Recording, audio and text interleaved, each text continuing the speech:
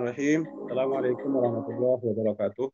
Waalaikumsalam. Waalaikumsalam warahmatullahi wabarakatuh. Innal hamdalillah nahmaduhu wa nasta'inuhu wa nastaghfiruh wa na'udzu billahi min shururi anfusina wa min sayyiati a'malina. May yahdihillahu fala mudhillalah wa may yudlilhu fala hadiyalah. Asyhadu an la ilaha illallah wahdahu la syarikalah wa asyhadu anna Muhammadan abduhu wa rasuluh. Allahumma shalli wa sallim wa barik ala Muhammadin wa ala alihi wa ashabihi ajma'in. Ittaqullaha haqqa tuqatih wa la tamutunna illa wa antum muslimun. Bapak Ibu, jamaah rahimakumullah, peserta Muskap 12, mudah-mudahan Allah terus memberikan rahmat dan berkahnya untuk Bapak Ibu semuanya. Mudah-mudahan Allah memudahkan semua urusan Bapak Ibu dan kita semua. Semoga Allah juga memudahkan langkah-langkah kita untuk beribadah kepadanya. Salawat dan salam, semoga Allah terus limpah curahkan pada junjungan Nabi besar kita Muhammad Sallallahu Alaihi Wasallam dan juga kepada sahabat serta keluarga dan seluruh kaum muslimin, sahabat-sahabatnya semua dan seluruh kaum muslimin. Bapak Ibu semua, pada malam ini kita akan membaca beberapa ayat Al-Quran yang berkenaan dengan Nabi Musa alaihissalam, dan ini Musa luar biasa banyak sekali ayat atau surat yang berbicara atau yang mengkonfirmasi kepada kita, yang memberitakan kepada kita tentang pribadi atau tentang kehidupan Musa alaihissalam. Kemudian juga sekaligus memberitahu kita tentang zaman atau masa yang terjadi pada saat itu, seperti apa masanya. Sehingga saya kira banyak sekali manfaat ilmu yang dapat kita ambil, termasuk dari lahirnya beliau dan seterusnya. Kita tahu bahwa Bani Israel itu awalnya memang bukan tinggal di Mesir. Bani Israel itu tinggalnya di Palestina awalnya, tapi karena terjadi satu yang katakluk luar biasa, akhirnya pada zaman Yusuf alaihissalam, Yusuf meminta keluarganya itu untuk pindah ke Mesir. Mulai dari situlah bangsa orang-orang Bani Israel ini berkembang banyak di situ, dan sangat banyak anak-anak, keturunannya banyak sekali. Sampai pada saat tertentu orang-orang penduduk asli Mesir merasa terancam karena Bani Israel itu sudah mulai sangat banyak. Lalu kemudian Firaun yang itu Ramses II yang hari ini ada muminya, ada bangkainya, itu saya katakan bangkai ya. Bangkainya itu ada di Museum Mesir misalnya. Ramses II ini merasa terancam. Lalu kemudian dia berpikir bahwa Bani Israel ini akan mengambil alih kekuasaan, akan bekerja sama dengan musuh kerajaan pada saat itu, menggulingkan kerajaan lalu akan mengambil alih kekuasaan ini. Akhirnya mereka sangat ketakutan. Ramses II kemudian memerintahkan orang-orang, memerintahkan pasukannya atau orang-orang kepercayaannya untuk membunuh semua laki-laki yang lahir, bayi laki-laki yang lahir dari rahim seorang perempuan Bani Israel. Jadi memang suasana yang menegangkan. Satu sisi ada ketakutan politik di situ. Sama, memang di mana-mana kekuasaan itu pasti akan sangat takut kehilangan ya. Penguasa akan sangat takut kehilangan kekuasaannya.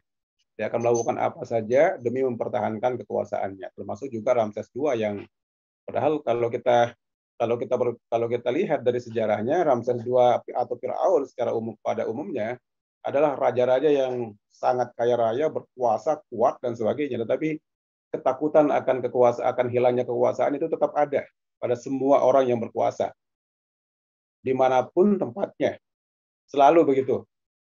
Jadi kekuasaan itu memang satu yang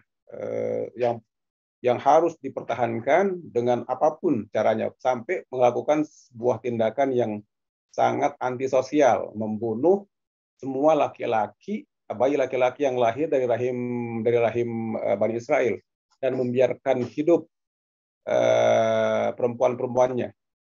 Kalau Al-Quran mengatakan bahwa yuzabbihuna abna'akum wa yastahyuna nisa'akum. Mereka menyembelih abna'akum, anak-anak laki-laki kalian, wa yastahyuna nisa'akum, dan mereka membiarkan hidup anak-anak perempuan. Jadi jelas diberitakan itu oleh Al-Quran dan kita percaya betul bahwa itu terjadi pada masa itu. Pada masa itu ada semacam kekalutan, semacam ketakutan dari orang-orang Mesir pada saat itu. Mereka khawatir bangsa Israel akan mengambil alih kekuasaan di Mesir itu sendiri. Lalu kemudian Nabi Isa alaihissalam dilahirkan nanti seperti akan kita lihat dalam beberapa ayat ini yang kita akan baca. Setelah itu lalu lahir di Mesir, lalu kemudian nanti beliau meninggal di pengasingan, meninggal di Gunung Sinai selama 40 tahun itu. Setelah itu sekarang kuburannya ada di Bukit Moab namanya. Kalau hari ini terletak di Jordania, masuk kawasan Jordania. Jadi kuburannya ada di situ. Kalau yang biasanya kalau ada ziarah 3 negara, Mesir, Aqsa dan Jordania, itu pasti dibawa ke makamnya Nabi Musa, termasuk juga nanti makamnya Nabi Su'aib, biasanya suka dibawa. Karena sekali lagi seperti yang sering saya sampaikan bahwa Jordania, Palestina, kemudian Syria, Lebanon, itu disebut sebagai negeri para nabi. Ini daerah Sam namanya. Jordania hari ini, kemudian Palestina, Lebanon, dan juga termasuk Syria. Nah, 4 negara besar ini zaman dulu disebut dengan Sam, dan Sam itu adalah disebut sebagai negeri para nabi, karena lahir nabi-nabi di situ, banyak nabi-nabi yang lahir di situ. Jadi Musa dari Mesir keluar ke Sinai, lalu kemudian nanti meninggal dunia setelah 40 tahun di situ, tertatih-tatih di Gunung Sinai, lalu kemudian kuburannya di Jordan hari ini. Masuk di kota di Bukit Moab namanya, kalau dalam sejarah orang-orang sejarah dulu-dulu lah, disebut sebagai Bukit Moab namanya, dan disitulah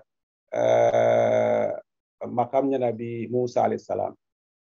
Bapak Ibu semuanya, untuk lebih jelas kita terlebih dahulu akan membaca ayat-ayat yang sudah disiapkan oleh Pak Haji Agus. Karena ayat pertamanya Tosin Mim, itu kemudian tilka ayatul kitabil mubin, itu sangat pendek.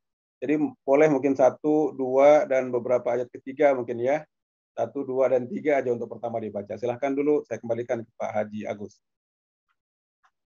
Baik, Ustaz, dan jamaah semuanya, untuk ayat 1, 2, dan 3, saya mohon kesediaan Pak Abi Darin untuk membacanya. Disilakan Pak Abi. Baik, Pak.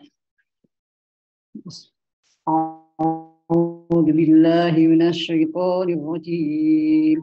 Bismillahirrahmanirrahim.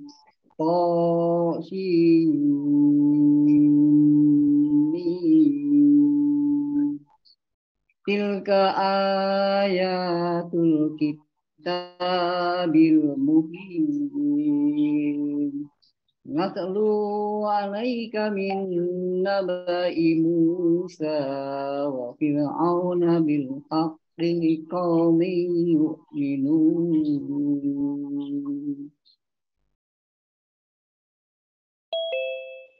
Tosim. Ini ayat-ayat kitab Al-Quran yang jelas dari Allah. Kami membacakan kepadamu sebagian dari kisah Musa dan Fir'aun dengan sebenarnya untuk orang-orang yang beriman. Shadaqallahul Alim. Ya, dari 3 ayat yang pertama tadi dibaca, kalau tosin mim itu jelas, tidak ada yang tahu secara pasti maksudnya. Apa maksudnya, kemudian tafsirnya seperti apa, tidak ada yang tahu.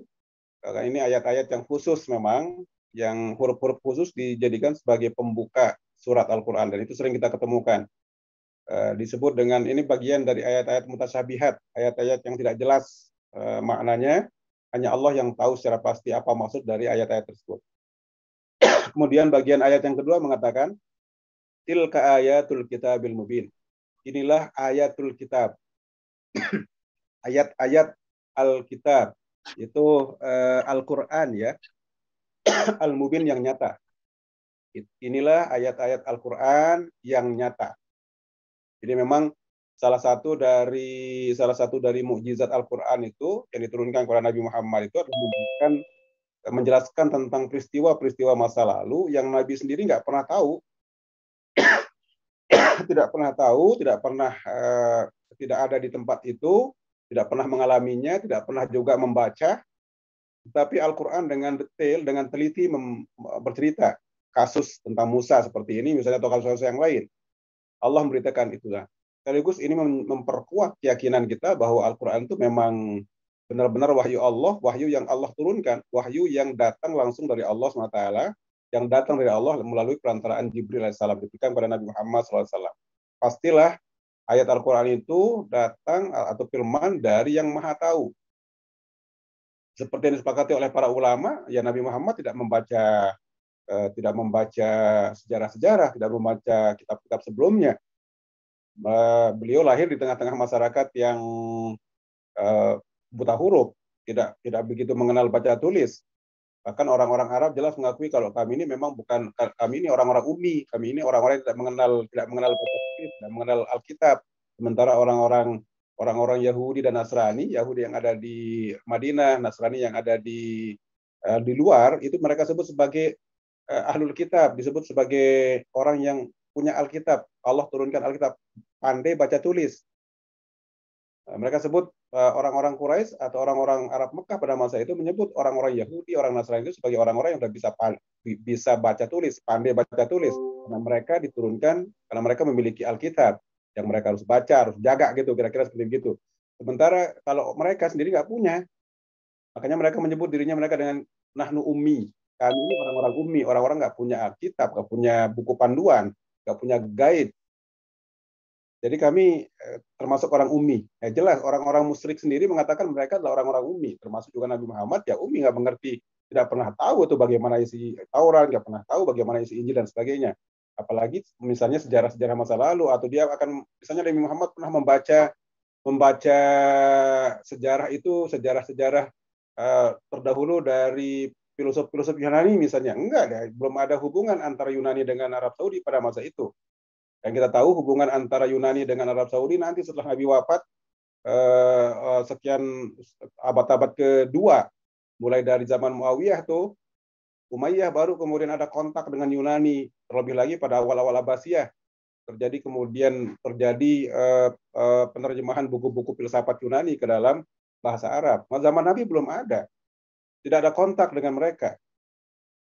Ini sudah bisa dipastikan bahwa tidak ada kontak antara orang-orang musyrik Mekah pada masa itu dengan orang-orang Yunani. Dan kita tahu orang Yunani sudah pandai baca tulis. Mereka punya filosof-filosof besar yang lahir bahkan dari sebelum Isa, bahkan mereka sudah memiliki peradaban baca dan tulis luar biasa orang-orang Yunani ini. Ya, dan itu tidak ada kontak dengan orang Arab, sehingga benar mereka mengatakan bahwa kami ini memang ummi, yang tidak punya buku yang panduan yang mesti dibaca gitu. Nah, itu yang sekali lagi bahwa ayat ini menjelaskan mukjizatnya sendiri, bahwa benar semuanya ini datang dari Allah. Sebab kalau bukan, tidak mungkin benar, tidak mungkin bisa dipertanggungjawabkan terhadap kisah-kisah yang ada di dalamnya. Padahal Nabi sendiri belum pernah bertemu atau membaca kisah-kisah mereka. Ini natlu alaika min naba'i Musa. Kami bacakan kepada wahai Muhammad min naba'i Musa, sebagian dari naba itu berita atau kisah. Kami bacakan kepadamu, kata tala yatlu itu natlu, tala yatlu itu membaca. Nun di depannya itu natlu, kami bacakan alaika kepadamu Muhammad min naba'i Musa, min sebagian, naba sebagian dari kisah Musa, wa Fir'aun dan Fir'aun bil haqqi, dengan sebenar-benarnya. Kemudian kisah-kisah ini juga selain dibacakan kepadamu, juga itu liqaumi yu'minun, juga dibacakan kepada orang-orang yang kaum yang beriman. Jadi kalau begitu salah satu ciri orang beriman adalah percaya terhadap kisah-kisah yang ada di dalam Al-Qur'an. Persoalan nanti itu masuk akal atau nggak masuk akal kita saja yang belum sampai ke situ. Tapi yang jelas kita percaya apapun berita yang disampaikan oleh Al-Quran, kisah-kisah dalam Al-Quran, kita harus percaya itu. Kalau kita anggap tadi, kita anggap ini nggak logis dan sebagainya, itu anggapan kita saja. Kemampuan logika kita yang belum sampai ke situ. Ini ayat yang ketiga ya. Natlu alaika min nabai Musa wa Fir'aun bil haqqi liqaumin yu'minun. Jadi kalau ada Musa, ada Fir'aun. Itu sudah pasangannya. Ada Musa, ada Fir'aun. Kemudian ada Nabi Ibrahim, kalau Nabi Ibrahim pasangannya Namrud. Kalau ada Nabi Muhammad, itu ada pasangannya Abu Jahal, ada Abu Lahab, pasangannya. Lawannya, bukan pasangannya. Lawannya di kalau Fir'aun, ya ada Musa, Fir'aun. Lalu kemudian kalau Ibrahim, Namrud. Lalu kemudian kalau Nabi Muhammad SAW, ya lawannya ada di situ, ada Abu Jahal, ada Abu Lahab, dan seterusnya. Nah, sekarang ayat keempat, Mangga. Baik, ayat keempat, mohon kesediaan Pak Agus Fikri untuk tilawah. Silakan Pak.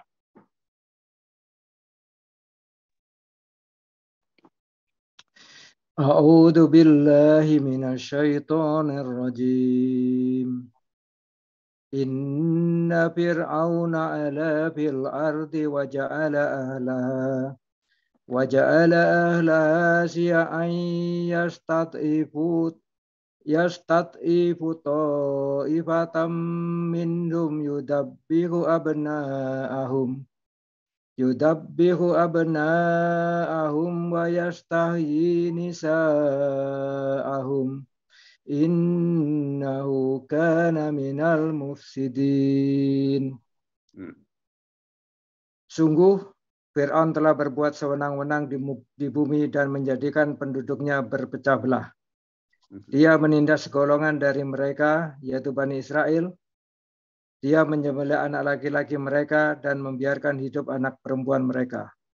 Sungguh dia Fir'aun termasuk orang yang berbuat kerusakan. Shadaqallahul azim. Atur nuhun Badi. Kita lihat ini. Inna fir'auna ala fil ard. Sungguhnya Fir'aun itu kata ala. Ala itu menyombongkan diri. Angkuh ala itu ya. Sering kita dengar ala ya'lu. Al-Islam yu'la wala ya'lu wala yu'la alaih. Sering kita dengar hadis Nabi mengatakan al-Islamu ya'lu wala yu'la alaih. Islam itu tinggi dan tidak bisa dilebihi ketinggiannya oleh yang lain. Di sini kita ketemu kata ala. Ala itu artinya tinggi. Jadi dia meninggikan dirinya fil ardi. Maksudnya dia sombong di muka bumi, dia angkuh di muka bumi itu. Wa ja'ala ahlaha syi'an, dan Fir'aun menjadikan ahlaha sebagian. Wa ja'ala ahlaha, tentu saja fil ardi di sini maksudnya adalah di negara Mesirnya ya. Wa ja'ala ahlaha, dan menjadikan penduduk Mesir itu syi'an. Jadi terpecah belah. Terbelah dia. Syiah itu terkelompok. Jadi dia jadikan dia pecah belah ya, seperti biasa lah kalau orang tetap ingin berkuasa itu dipecah belah masyarakatnya itu biar dia bisa tetap berkuasa. Dia jadikan kelompoknya itu terbelah-belah. Kata Syiah itu kelompok, artinya Syiatun Nuh. Sungguhnya Ibrahim itu bagian dari kelompok dari Nuh alaihissalam. Syiah Nuh. Syiatu Ali berarti kelompok Ali. Jadi kata Syiah itu maknanya kelompok. Jadi di sini Fir'aun menjadikan masyarakat negeri itu, Mesir itu menjadi terkelompok-kelompok, terpecah belah menjadi kelompok-kelompok. Kemudian kata lanjutannya, perhatikan kata yastad'ifu. Istad'afa yastad'ifu, itu asal katanya do'ufa, atau do'afa itu artinya lemah. Yastad'ifu itu artinya dia menjadikan lemah. Fir'aun itu melemahkan ta'ifatan sebagian yang lain. Jadi satu kelompok dia injak, satu kelompok dia tinggikan, dia angkat. Nah, yang dilemahkan di sini adalah bangsa Israel. Bangsa Israel diinjak, dibikin kelompok-kelompok, bangsa Israel diinjak, sementara bangsa yang lain, kelompok yang lain diangkat. Ya semacam apa ya? Politik belah bambu gitulah. Jadi jika bahela orang Belanda datang ke Indonesia, jika nama belajar dari Fir'aun, jika nama politiknya politik belah bambu. Yang satu sebelahnya diangkat, dilemahkan sebagiannya, sebagian yang lain tentu saja diangkat. Jadi semacam mengadu domba antara satu kelompok. Dia bikin lemah, dan terutama adalah bangsa Israel benar-benar dibikin lemah oleh orang-orang orang Fir'aun, oleh Fir'aun itu sendiri. Sehingga dalam lanjutan ayatnya mengatakan yastad'ifu ta'ifatan minhum. Dia menjadikan lemah sekelompok yang lain dengan cara apa? Yuzabbihu abna'ahum. Dia membunuh anak laki-laki mereka. Nah, sekali lagi ini merujuknya kepada keturunan Bani Israel. Anak-anak laki keturunan Bani Israel yang lahir tuh, yang anak-anak lahir yang baru lahir dari laki-laki perempuan Bani Israel, maka akan dibunuh. Wa yastahyi nisa'ahum, dan membiarkan hidup perempuan-perempuan mereka. Ada juga yang memahami yastahyi itu menghinakan, membuat hina.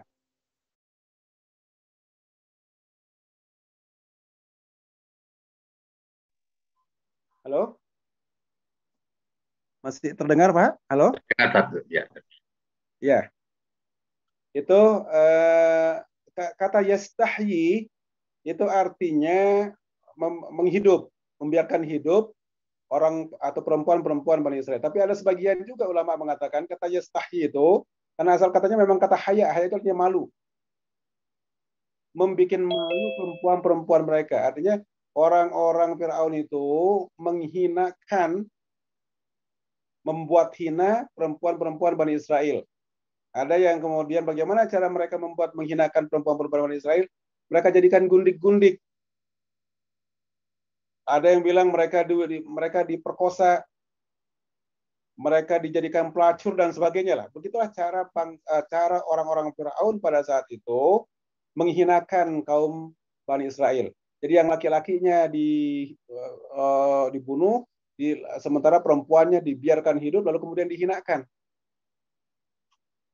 Jadi benar-benar bangsa Israel pada saat itu betul-betul tertindas secara mental, hidupnya terancam, yang hidupnya terancam dia dihukum mati, lalu kemudian perempuan yang hidup juga dihinakan dan seterusnya. Lalu kemudian ayat ini ditutup dengan kalimat innahu kana minal mufsidin. Fir'aun itu minal mufsidin. Fir'aun itu termasuk orang-orang yang berbuat kerusakan di muka bumi. Nah, ini ayat yang keempat. Innahu kana minal mufsidin. Fir'aun itu termasuk kelompok yang melakukan kerusakan. Nah, hari ini Bapak Ibu bisa melihat Fir'aun itu di Mesir, di mana itu, di Kairo, di Museum Mesir. Jadi dia kalau Firaunnya sendiri sih memang ditempatkan khusus tempatnya, dia tidak bersama dengan Firaun mumi-mumi yang lain.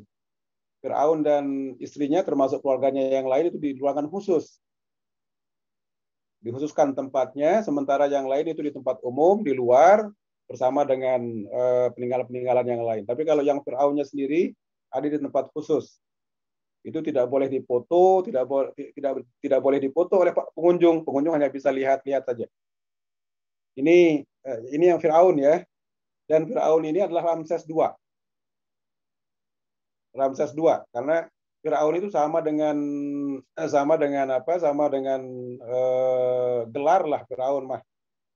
Rajanya sendiri adalah Ramses II. Yang pada zaman Nabi Musa alaihissalam. Ya, ini yang keempat. Maka lanjutin dulu yang kelima.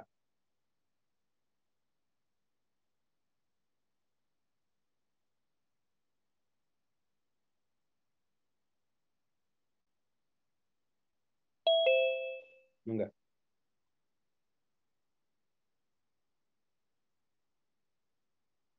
Ya, mohon kesediaan Pak Adi Warman untuk membacanya. Disilakan. Untuk ayat yang kelima. Silakan Pak. A'udzu billahi minasyaitonir rajim. Wa nuridu an namunna 'alal ladzina istud'ifu fil ardi wa naj'alahum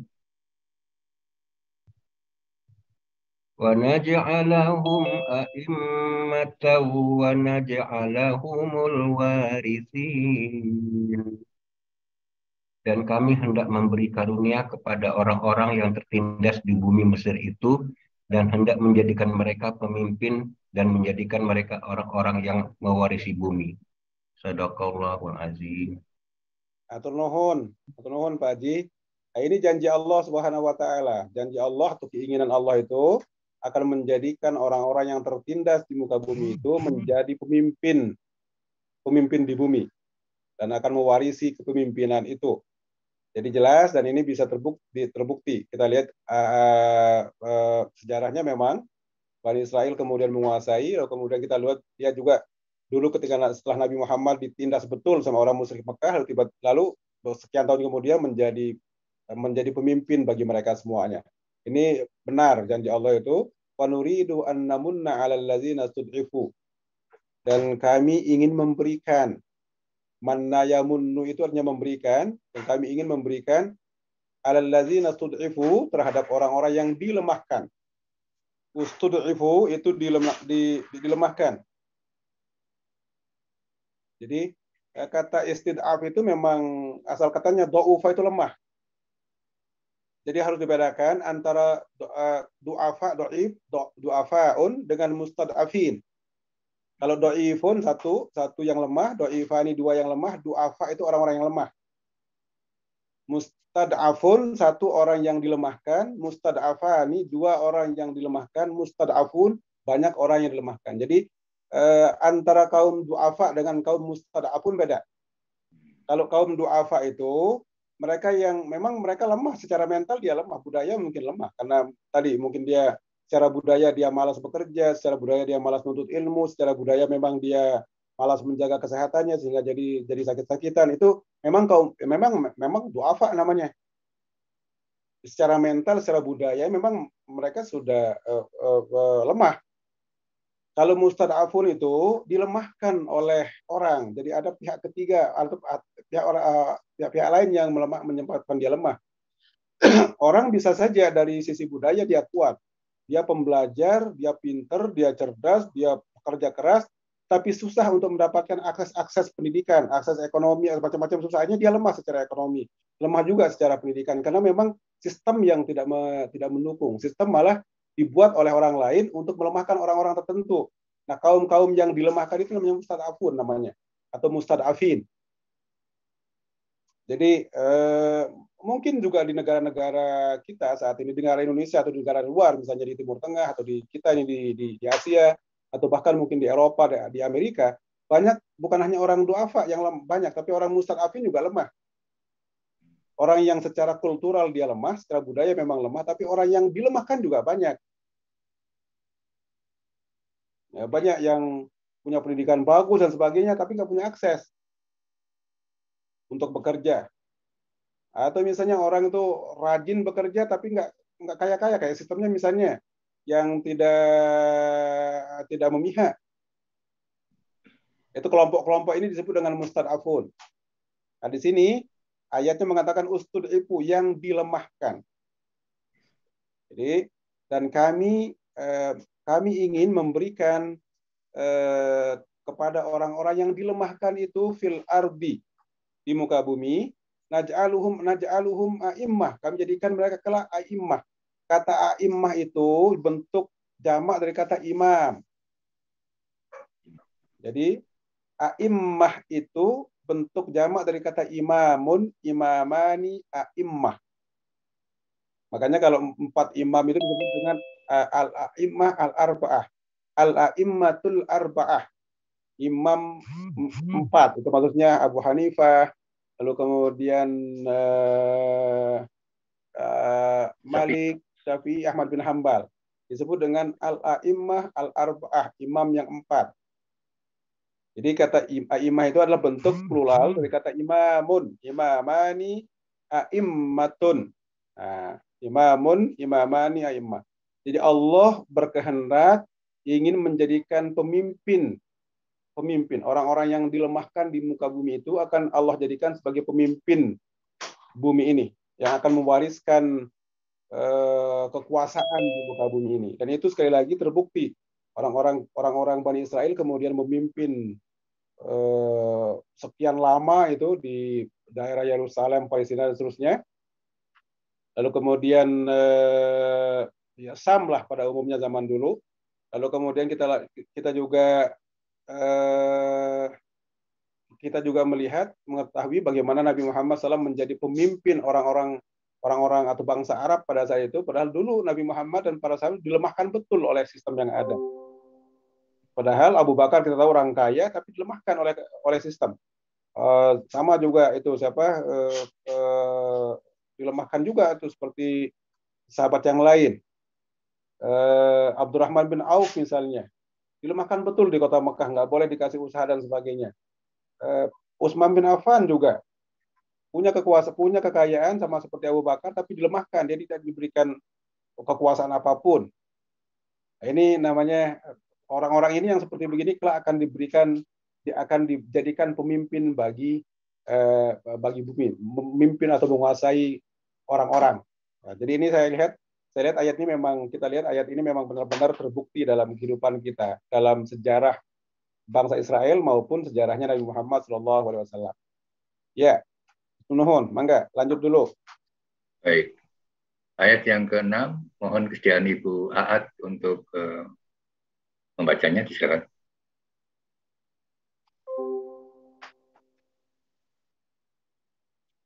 Silakan, Bu.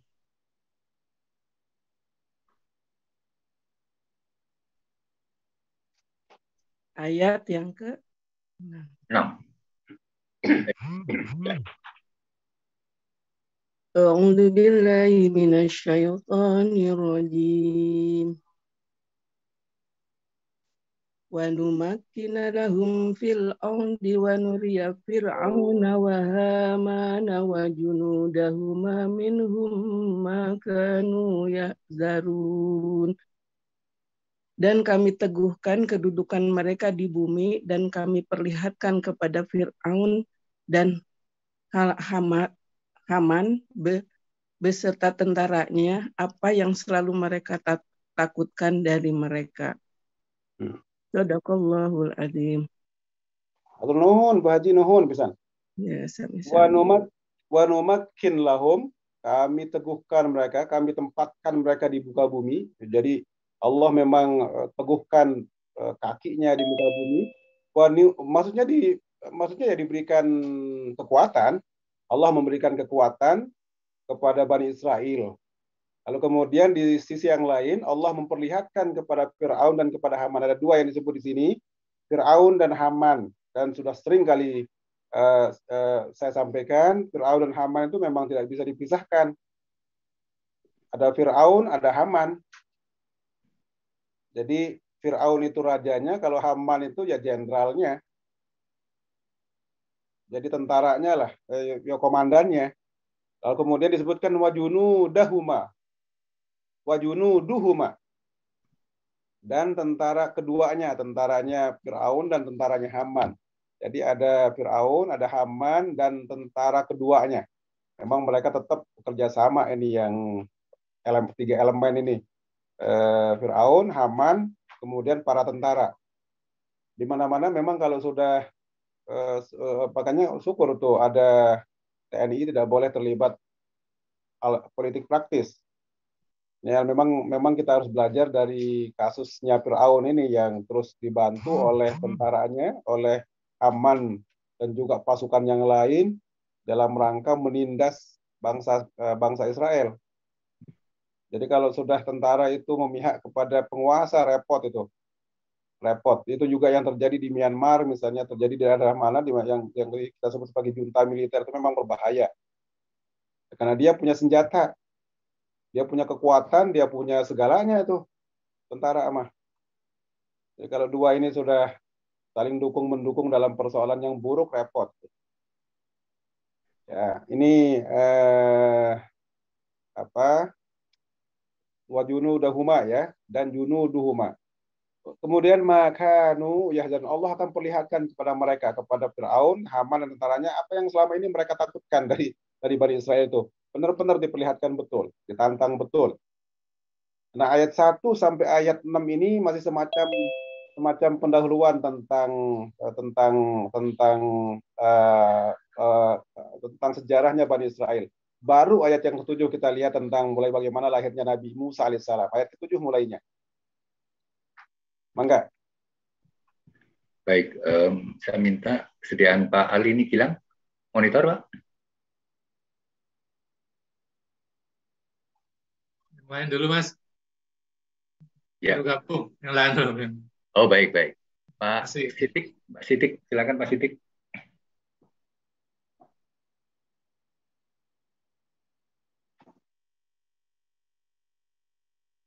Pak Sidik monitor.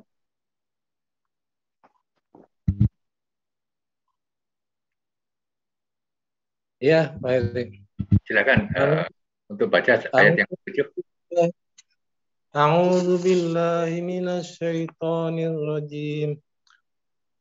Wa auhayna ila ummi Musa an ardi'i. Wa idza khifti 'alaihi fa alqihi fil yammi wa la takhafi wa la tahzani. Inna radduhu ilaiki wa ja'iluhu minal mursalin. Artinya ya. Dan kami ilhamkan kepada ibunya Musa, susuilah dia, Musa, dan apabila engkau khawatir terhadapnya, maka hanyutkanlah dia ke sungai, dalam sungai Nil. Dan janganlah engkau takut dan jangan pula bersedih hati. Sesungguhnya kami akan mengembalikannya kepadamu dan menjadikannya salah seorang rasul. Ya. Shadaqallahul adzim. Nuhun Pak Haji, nuhun pisan. Ini ayat yang ke-7, wa auhayna ila ummi Musa, dan kami wahyukan kepada ummi Musa. Jadi kata wahyu di sini jangan dipahami semacam Allah memberikan wahyu kepada Nabi Muhammad, lalu kemudian dia menjadi Nabi Muhammad kan jadi nabi. Lalu di sini kata wahyu digunakannya. Wahyu di sini makanya terjemahnya menjadi ilham. Jadi kata wahyu itu bisa bermakna ilham, bisa juga bermakna firasat. Ada juga wahyu itu yang dalam pengertian wahyu sebenarnya yang Allah berikan kepada para nabi. Seperti Al-Quran, ada Zabur, ada Taurat. Itu wahyu. Jadi kata wahyu dalam Al-Quran itu seringkali kita ketemukan dan artinya bisa berbeda-beda. Tidak tetap sesuai dengan konteksnya. Seperti misalnya wa auhayna ilan nahl. Kami wahyukan kepada lebah, bukan berarti lebah jadi nabi, tapi kami ilhamkan kepada lebah itu untuk menjadikan agar lebah itu mampu bisa membuat rumah di pohon kayu dan seterusnya. Jadi kata wahyu itu tidak di sini dan tidak dalam pengertian firman-firman Allah lalu orang itu menjadi nabi, tidak, tetapi kami ilhamkan. Dan kami ilhamkan, kami memberikan ilham kepada ummi Musa, kepada ibunya Musa alaihissalam. Pertanyaannya, siapa nama ibunya Musa?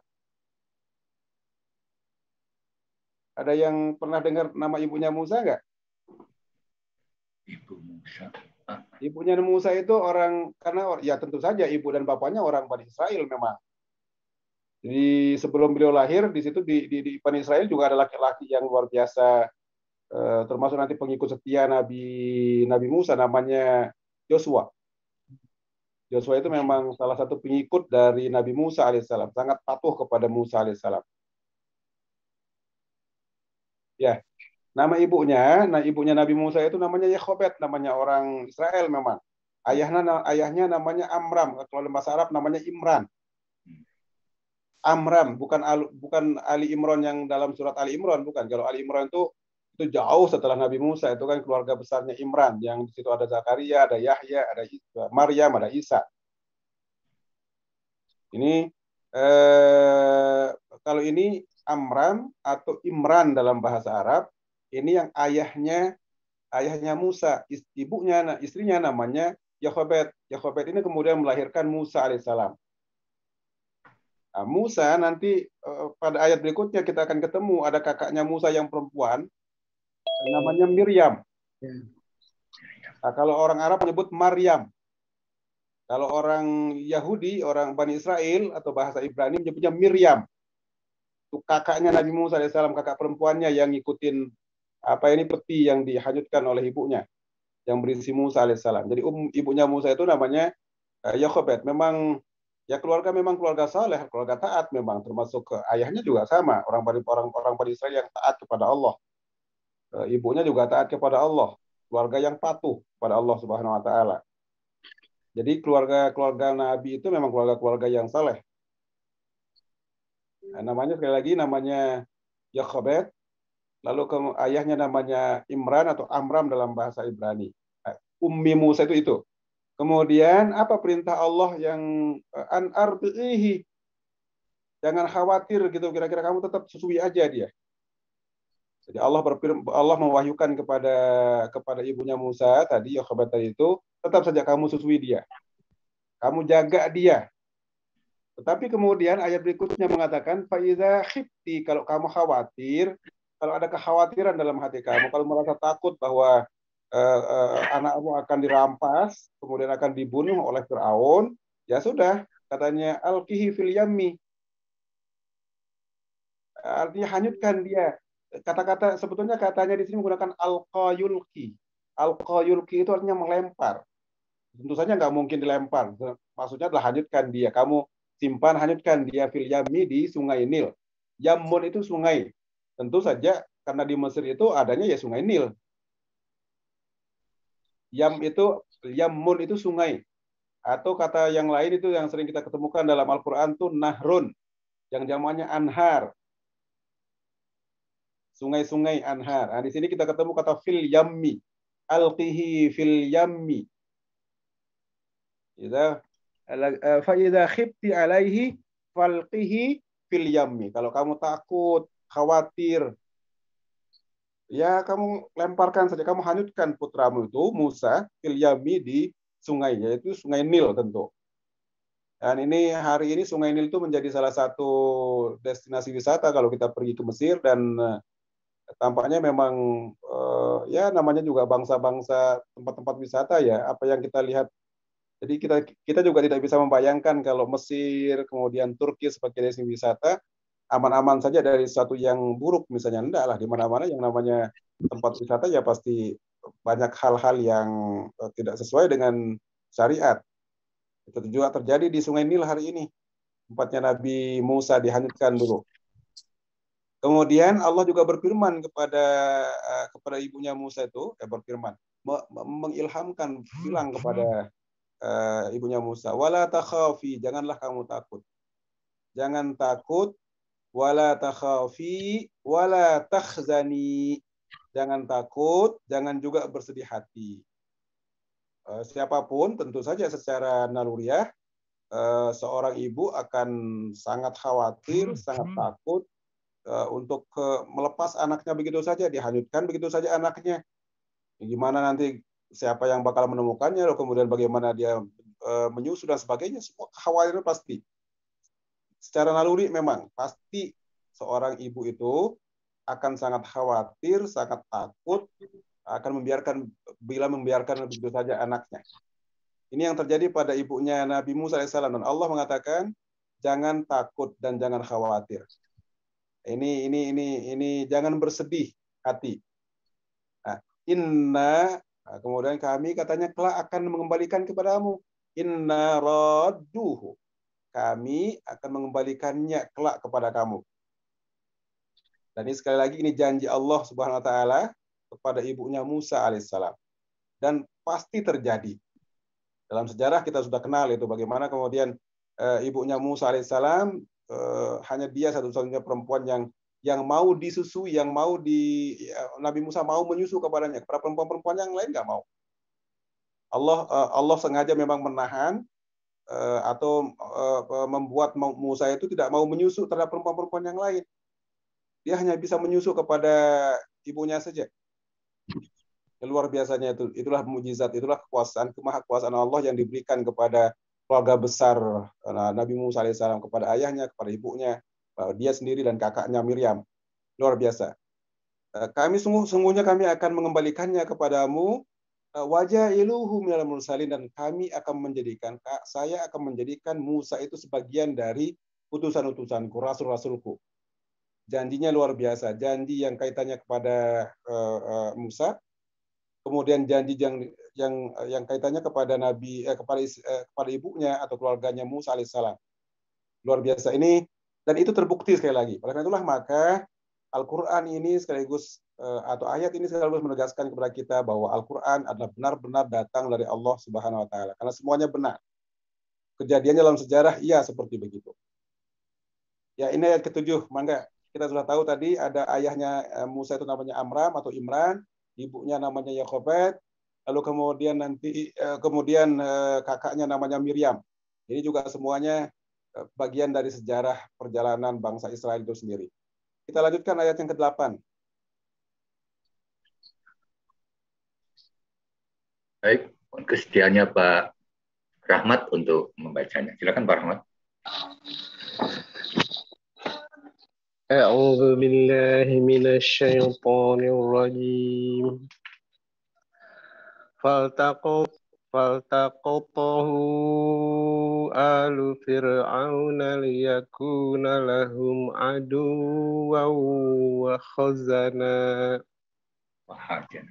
إن فرعون وهامان وجنودهما كانوا خاطئين.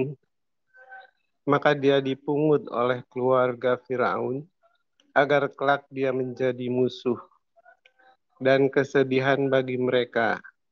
Sungguh Firaun dan Haman bersama bala tentaranya adalah orang-orang yang bersalah. Shadaqallahul azim. Nohon Pak Haji. Ini juga sejarahnya, lalu kemudian Musa alaihissalam itu dipungut. Kakaknya Maryam itu terus melihat kemana arah dari peti yang isinya adiknya itu di Sungai Nil. Ikutin terus, ternyata memang nyangkut-nyangkutnya di tempat istri-istri Firaun itu mandi begitu. Lalu kemudian dia dipungut. Nah, siapakah yang memungutnya ini? Jadi sekarang ini akan menjadi ibu angkatnya sekaligus. Ini menjadi ibu angkatnya Nabi Musa alaihissalam. Yang sangat populer. Siapakah itu? Aisyah. Asia. Bukan Aisyah tapi Asia. Asia namanya. Ini jadi ibu angkat dari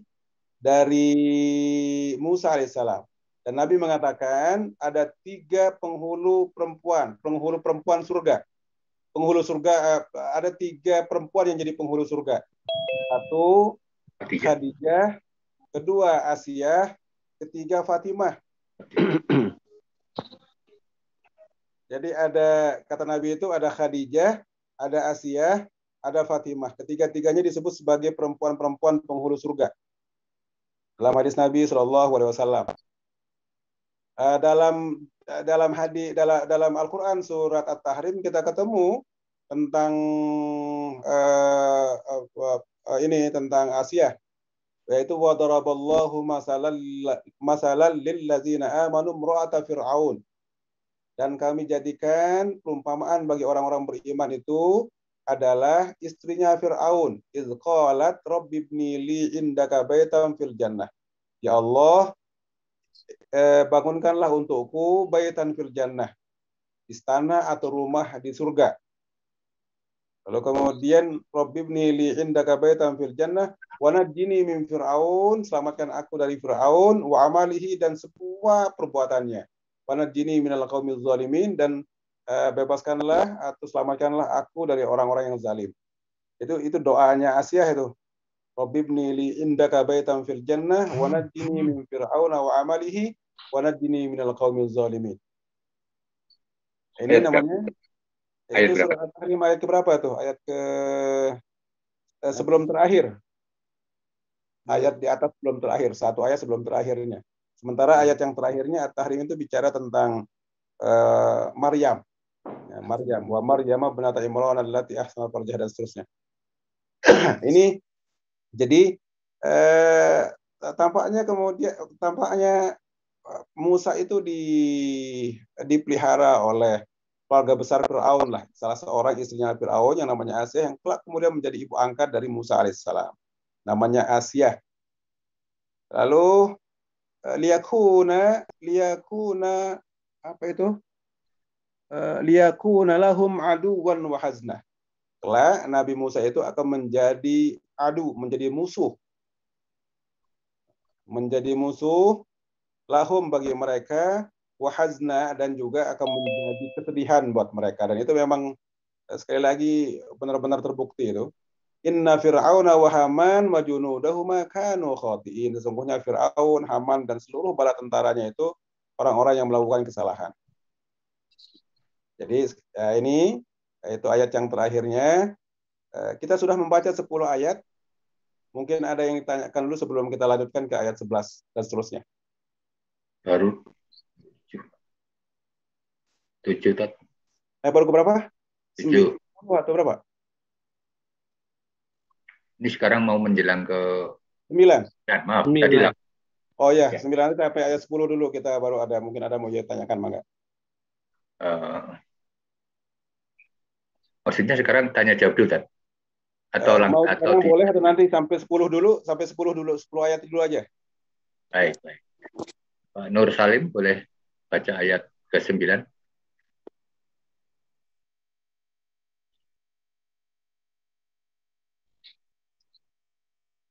Pak Nur Salim, monitor. Ya, monitor. Silakan. A'udzu billahi minasyaitonir rajim. Wa qalat imra'atu fir'auna qurratu 'ainil li walakat la taqtuluhu asa ayyan fa'ana aw nattakhidahu waladaw wa hum la yash'urun. Dan berkatalah istri Fir'aun,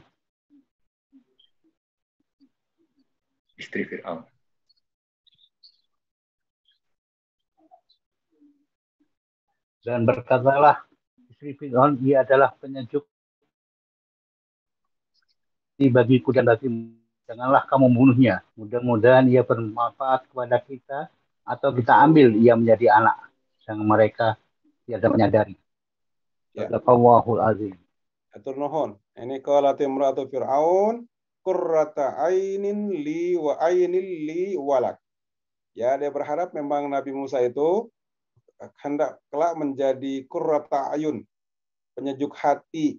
Jadi ain itu kan mata artinya. Kalau dilihat mata jadi tenang gitu, hati jadi tenang gitu. Namanya qurrata ayun, dan gitu kita sering berdoa itu agar anak-anak kita menjadi qurrata ayun. Rabbana hab lana min azwajina wa dzurriyyatina qurrata ayun. Penyejuk hati, penenang pandangan. Jadi anak-anak yang soleh itu menenangkan pikiran kita, menyenangkan bila dipandang, menyejukkan hati kita. Kata istri Fir'aun itu, ya Musa, mudah-mudahan ini anak ini menjadi penyejuk mata, penyenang kita, untukku dan untuk kamu, katanya untukmu. Itu kata istrinya, kata si perempuan ini, istrinya ini kepada Fir'aun, istri Fir'aun kepada Fir'aun sendiri. Lalu kemudian permohonannya adalah la taqtuluh, jangan bunuh dia. Jangan bunuh dia. Asa an yanfa'ana, katanya. Aw nattakhizahu waladan wa hum la yash'urun. Mudah-mudahan ini memberikan manfaat untuk kita, lalu kemudian juga atau kita akan jadikan dia sebagai anak angkat. Nah, ini Allah menutup dengan kalimat wahum la yash'urun. Sementara mereka, katanya, orang-orang Fir'aun itu la yash'urun, tidak menyadari kalau Musa yang masih bayi ini kelak akan menjadi musuh utama bagi kekuasaannya, dan sekaligus juga akan meruntuhkan kekuasaannya, bahkan akan menyebabkan dia mati di gulung di tengah lautan. Ya, mangga ayat ke-10. Baik. Sebelum kita ada tanya jawab. Baik. Ayat ke-10 mohon kesediaan Ibu Edi Retno untuk membacanya. Silakan.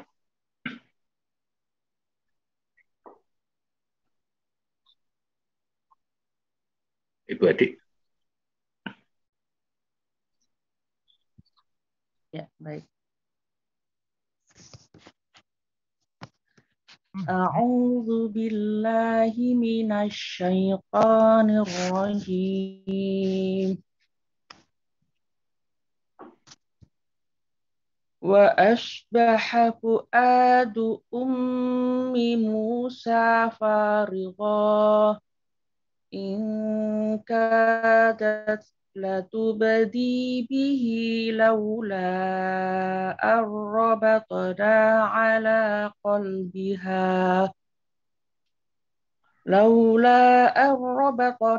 على قلبها لتكون من المؤمنين. Dan hati ibu Musa menjadi kosong. Sungguh hampir saja dia menyatakannya rahasia tentang Musa. Seandainya tidak kami teguhkan hatinya agar dia termasuk orang-orang yang beriman kepada janji Allah. Ya. Shadaqallahul azim. Atur nuhun Bu, nuhun. Ini ayat yang ke-10. Wa asbaha fuadu Musa wa asbaha fuadu ummi Musa farigo. Ya, tadi saya katakan ada ibu seorang perempuan, nggak mungkin seorang perempuan itu akan senang melihat anaknya pergi dan sebagainya, apalagi ini disuruh untuk dihanyutkan di laut tadi Sungai Nil. Yang nggak tahu juntrungannya akhirnya seperti apa.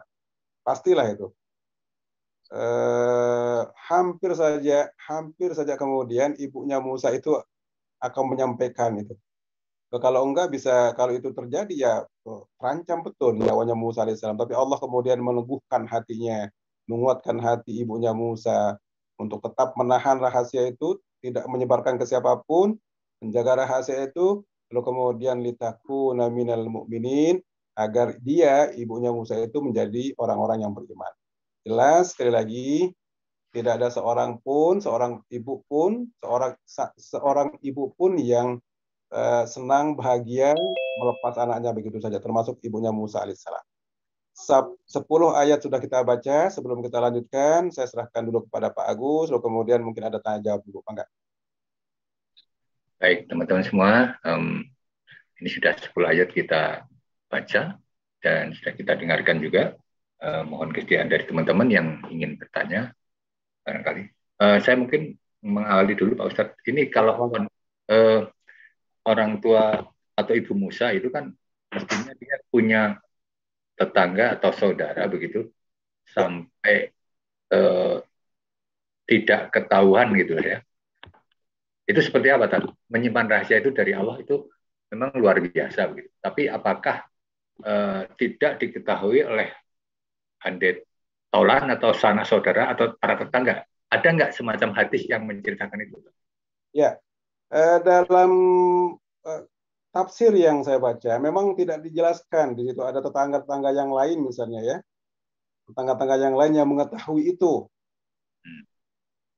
yang tidak saya ketemukan itu dalam tafsir yang saya baca, terutama Ibnu tafsir yang saya baca, tafsir As-Suyuti itu tidak dijelaskan tentang apakah ada tetangga-tetangganya di situ yang mengetahui, kemudian nanti dia membocorkan, atau misalnya tetangganya juga benar-benar menjaga amanah karena khawatir juga Musa ini akan apa-apain sama Fir'aun, sehingga mereka benar-benar teguh menjaga itu. Wallahu a'lam bishawab. Hanya kalau ayat kita lihat ayat yang terakhir ini yang barusan, bahkan ibunya Musa saja hampir saja dia akan sampaikan itu, dia akan ceritakan ke orang lain. Dalam yang terakhir barusan dibaca itu ingkadat, itu hampir saja ibunya Musa itu akan bercerita ke orang lain atas tentu saja kesedihan. Dia akan ceritakan kesedihannya dan lalu kemudian akan ceritakan kenapa dia sedih. Dia telah menghanyutkan Musa misalnya sebagainya. Nah, kalau itu diceritakan kepada orang lain, itu sangat berbahaya. Dan Allah tidak menghendaki itu. Lalu kemudian Allah meneguhkan hati ibunya Musa alaihissalam. Allah teguhkan hati ibunya Musa alaihissalam, sehingga dia tidak bercerita kepada siapapun tetangga-tetangganya. Dan akhirnya memang tetangganya tidak tahu, meskipun dalam tafsir yang saya baca itu tidak disebutkan. Di situ misalnya ada tetangga sebelah kanan, sebelah kiri, dan sebagainya yang tahu. Kemudian juga tetangga-tetangganya juga sama-sama tutup mulut semua misalnya. Enggak saya temukan itu. Terima kasih. Kalau satu lagi, ketika di Asia itu, Asia itu tidak. Asia. Asia itu mengetahui bahwa Fir'aun itu tidak mau menyusu ke siapa-siapa begitu ya. Musa. Nah, ya maaf, Musa itu tidak mau menyusu ke ibu-ibu yang lain gitu ya. Terus yang memberitahu kepada ibu Musa itu siapa itu? Kan itu mungkin tahu kan ya. Ketemu nanti pada ayat-ayat berikutnya bahwa yang memberitahukan itu adalah Miriam tadi, kakaknya. Oh iya. Jadi Allah memang sengaja menahan mulutnya Musa untuk mau menerima susuan air susu dari perempuan-perempuan yang lain. Benar-benar nggak mau menyusu aja dia. Kemudian si Miriam itu datang bilang bahwa mau tidak aku tunjukkan kepada seorang perempuan yang siap untuk menyusui dia. Yang luar biasanya juga Asia kemudian mungkin sudah mulai sayang ya. Firaun juga mungkin sudah mulai sayang. Dia nggak curiga sama sekali kalau yang menyusui itulah ibunya Musa langsung. Dan sekali lagi janjinya di atas, kami akan kembalikan kepadamu. Kami akan kembalikan kepadamu, katanya Allah kepada ibunya Musa. Kami akan jaga, kami akan kembalikan kepadamu. Dan itu terbukti. Yang nanti disusui oleh ibunya sendiri langsung. Atas saran siapa? Atas saran Maryam atau Miriam tadi itu. Kakaknya Musa alaihissalam. Kita akan lihat, kita akan ketemukan nanti pada ayat yang lain. Oke, baik. Teman-teman, barangkali ada yang mau bertanya atau klarifikasi dengan Bapak Ustadz, silakan. Buka aja mic-nya, boleh langsung bertanya kalau memang ada yang perlu ditanyakan. Assalamualaikum Ustadz. Waalaikumsalam. Gus Fikri, silakan. Ya. Pada saat Nabi Musa itu lahir, itu Fir'aun itu sudah mengaku Tuhan atau masih sebagai raja gitu, Ustaz? Terus kedudukan Haman tadi itu sebagai apa ya di sisi Musa ya? Di sisi Fir'aun itu. Ya. Ya. Gitu. Ketika Nabi Musa lahir, itu Fir'aun belum menganggap dirinya sebagai Tuhan. Ini dikonfirmasi oleh ayat Al-Quran setelah ini ketemu nanti setelah beberapa ayat ke bawahnya akan ketemu ketika dia tahu bahwa Nabi Musa alaihissalam itu menyebarkan satu Tuhan tentang Allah. Akulah Tuhan, kata Musa, kata Fir'aun. Akulah satunya Tuhan. Ada Tuhan mana, katanya. Minta kepada Haman untuk dibikinkan tangga naik ke atas untuk melihat Tuhannya Musa. Ya ini akulah Tuhan, kata Fir'aun. Dan setelah Musa besar, dia tahu begitu angkuhnya siapa? Fir'aun. Dia tahu juga bagaimana Fir'aun itu mengaku dirinya sebagai nabi dan sebagai Tuhan ya. Dia mengaku dirinya sebagai Tuhan, dan ini yang membuat Nabi Musa benar-benar juga jengkel kepada Fir'aun itu. Yang sudah zalimnya luar biasa, dia zalim menindas rakyatnya, dia juga zalim kepada Tuhan yang mengaku dirinya sebagai Tuhan. Benar-benar zalim. Dia zalim kepada rakyatnya, zalim juga kepada Allah Sang Pencipta. Itu luar biasa itu dah.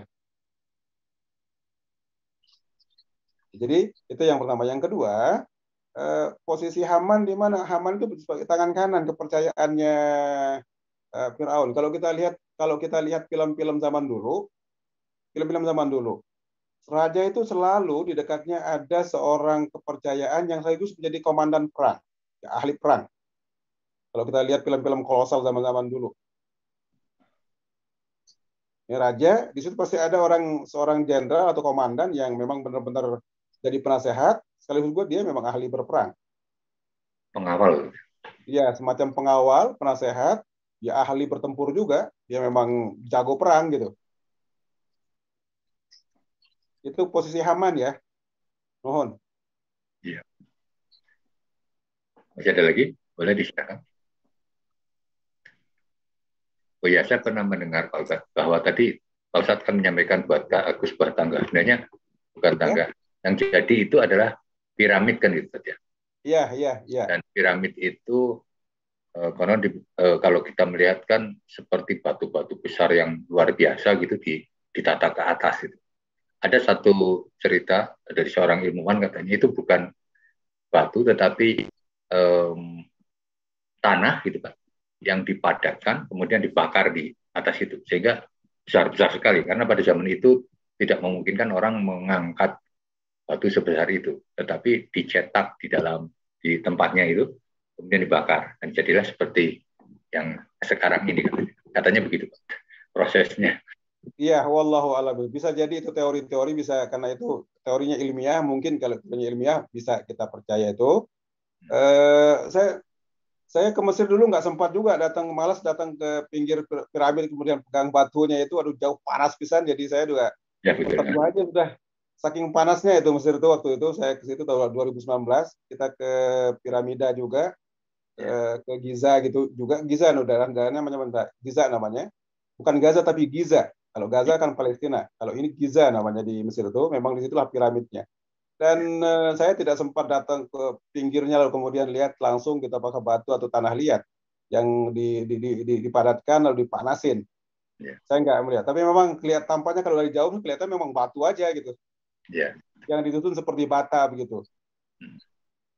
Karena teknologi zaman itu tidak memungkinkan mengangkut bata sebesar itu karena belum ada katrol ya, belum mengenal teknologi katrol gitu ya. Ya bisa jadi. Baik teman-teman, mungkin ada yang mau bertanya. Apapun bahan bakunya itu memang luar biasa, tapi orang Firaun membuat piramid sebegitu banyak dan tinggi gede-gede seperti itu, yang hari ini orang-orang Mesir itu bisa kaya dari piramid.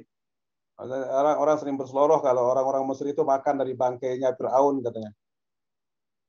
Ya, orang-orang seloroh suka berseloroh begitu, orang Mesir itu katanya makan dari bangkainya Firaun gitu. Ya. Oh iya, Tat. Korun itu hidup zaman Fir'aun bukan, Tat? Kalau kita lihat memang Korun hidup pada zaman itu juga bersama Musa. Masuk juga Samiri. Ya. Kan ada tokoh-tokoh seperti tokoh-tokoh tadi ada Fir'aun, ada Haman, ada yang disebutkan dalam Al-Qur'an ya, ada Korun, ada Samiri yang disebutkan dalam Al-Qur'an. Ya. Kalau yang satu lagi yang namanya Bal'am itu kita ketemu dalam hadis Nabi, tidak kita ketemukan nama itu dalam Al-Qur'an. Yang kita ketemukan ya Fir'aun, Haman, lalu kemudian Korun dan Samiri. Mereka memang hidup satu zaman. Ya. Posisi Karun itu bukan semacam kayak kalau mungkin sekarang istilahnya apa ya? Yang mensuplai ke Musanya gitu. Orang-orang hampir mirip karakter penguasa dengan orang kaya, hampir mirip, saya katakan nggak sama, tapi hampir mirip. Kalau penguasa itu mempertahankan kekuasaannya dengan bagaimanapun caranya, orang kaya juga akan mempertahankan kekayaannya dengan bagaimanapun caranya. Hampir mirip itu model-modelnya begitu. Lalu orang kaya menindas orang miskin dengan cara memperbudak. Dia tumpuk-tumpuk kekayaannya, tidak mengeluarkan zakat, tidak mengeluarkan sedekah dan sebagainya, karena dia berpikir mengeluarkan zakat, mengeluarkan sedekah itu ya akan menghabiskan kekayaan dia.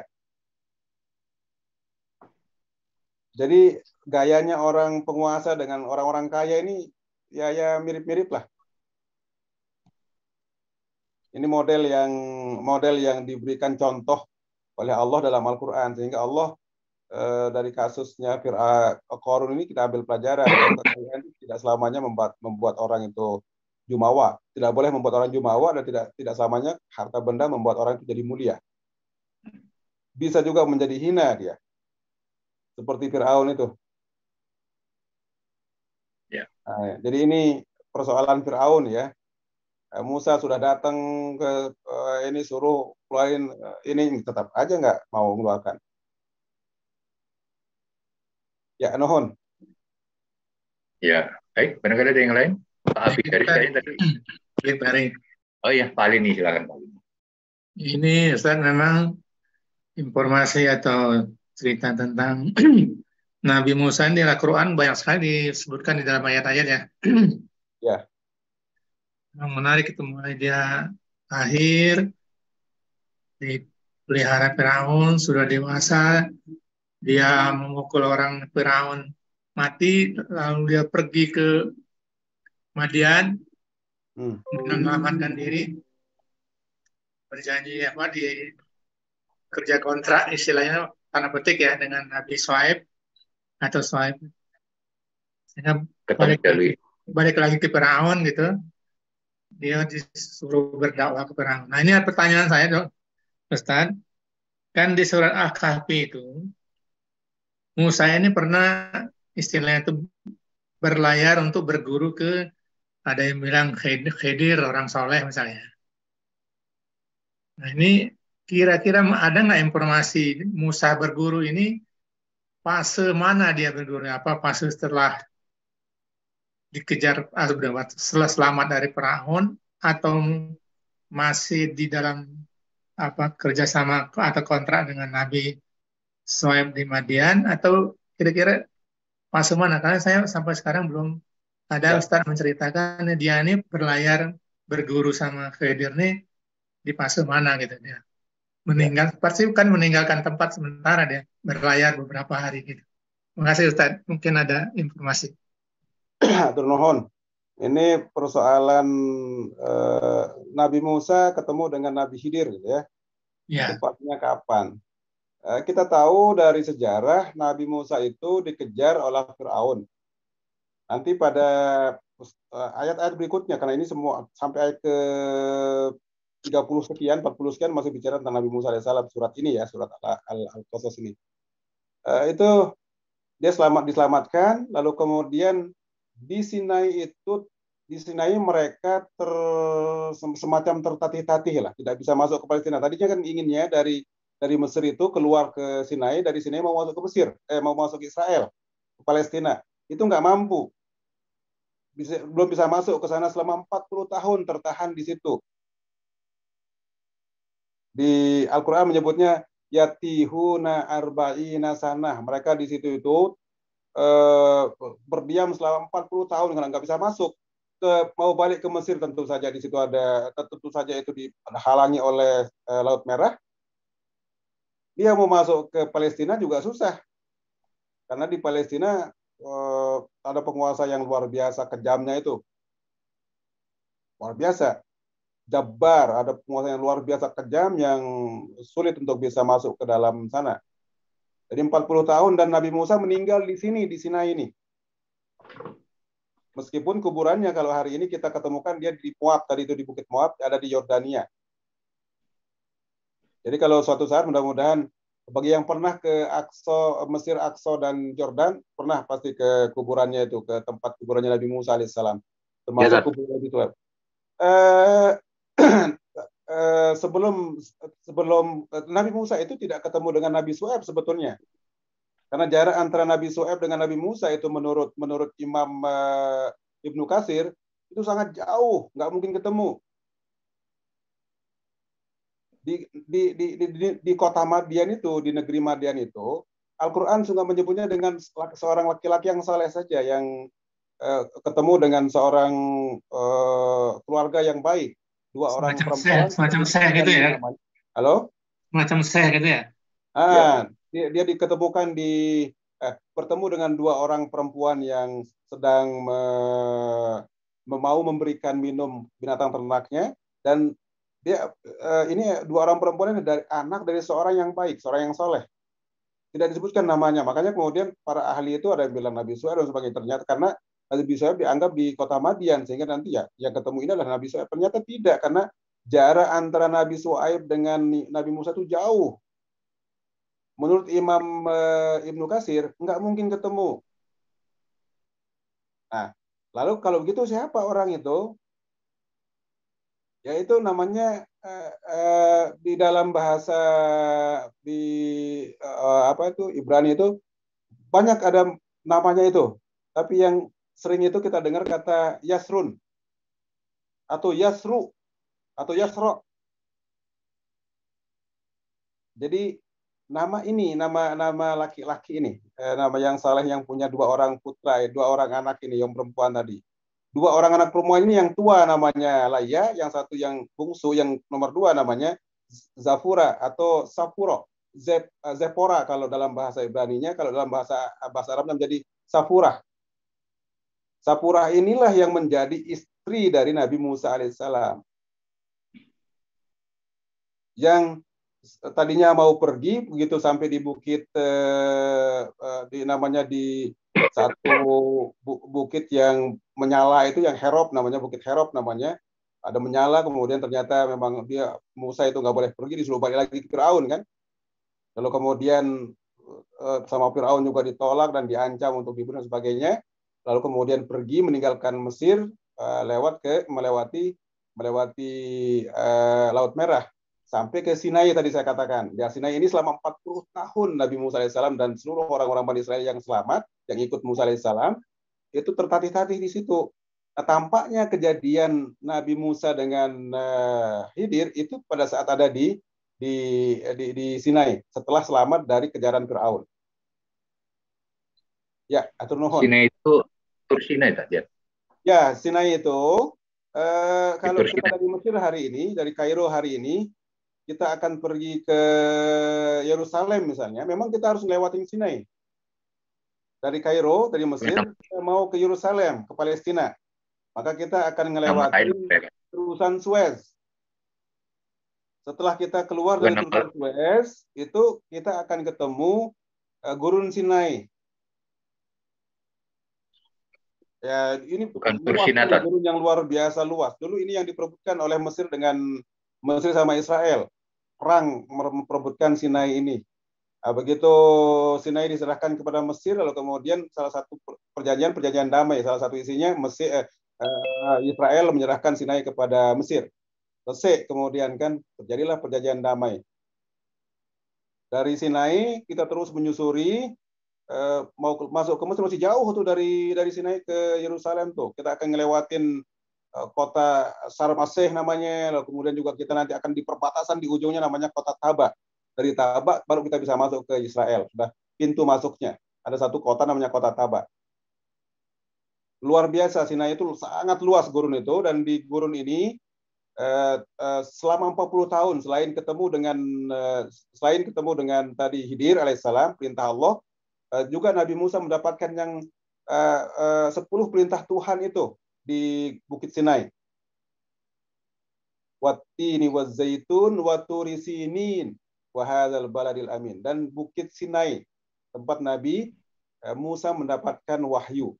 Selama 40 malam Nabi Musa di situ. Nabi Musa di mana itu? Di Bukit Sinai, lalu kemudian diberikan 10 perintah Allah. Di mana itu adanya? Di Sinai hari ini. Dan orang kalau mau di Bukit Sinai itu sekarang bukan hanya menjadi situs dikunjungi oleh orang Yahudi saja, tetapi juga dikunjungi oleh orang Islam, juga dikunjungi oleh orang Nasrani. Karena di sana di situ ada Santa Catherine namanya. Di situ juga ada gerejanya juga, tempat orang-orang Nasrani juga berkunjung. Di tempat itu. Ya, atur nuhun. Ya. Nama lain dari Sinai itu bukan Tur Sinai, Tad. Ada tua. Kalau Waturi sini bukan Tur Sinai, Tad. Tur itu kan bukit. Ya. Tur itu bukit artinya. Sinin, Bukit Sinai. Tur ya. Sinai itu artinya Bukit Sinai artinya. Ya. Itu maksudnya yang diceritakan Pak Ustadz itu. Sama dengan Gurun Sinai. Iya, itu ada gurun, ada bukit. Ada gurun Sinai. Nah, kalau kita gurun ya tentu saja pasir, semua isinya gurun. Dan di tengah gurun itu memang ada bukit, sama seperti sering kita lihat di Mekah atau Madinah itu di gurun sebegitu luas, ada aja bukit gitu, ada gunung. Jadi Sinai juga akan ketemu juga di situ ada semacam tapak dari Harun misalnya. Ya akan ketemu memang di situs-situs itu di situ di kawasan itu. Atur nuhun. Ya, baik. Tadi Pak Ali ini udah bertanya ya. Terima kasih. Iya, sama-sama. Yang lain barangkali masih ada pertanyaan, nggak usah ragu-ragu, silahkan.